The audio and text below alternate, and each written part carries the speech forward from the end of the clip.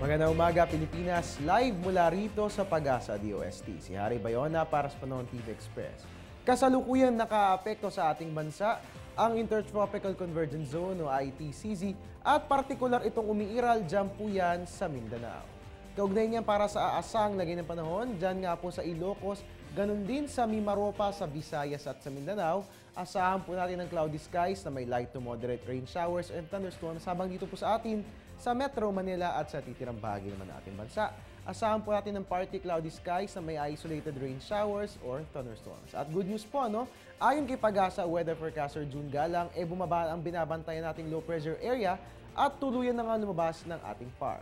Ayon pa kay Mr. Galang, maliit umano ang tsansa na maging bagyo ang nasabing sama ng panahon. Pero just the same, patuloy nating bantayan ang lagay ng ating panahon sa pamamagitan ng aming mga ulat. Dito lamang po yan sa Panahon TV Express.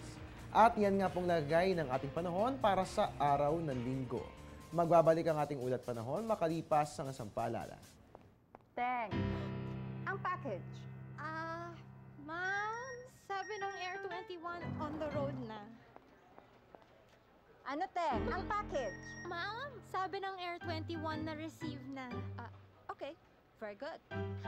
Basta padala, sagot ka ng Air 21. May real-time delivery updates via text para worry-free ka. Teng, ang package, napadala mo na? Yes, ma'am, sa Air 21. Sa Air 21, sagot ko, padala mo. At iyan po muna ang latest mula rito sa Pag-asa DOST. Antabayan ang susunod kong ulat mamayang alas 8:30 ng umaga.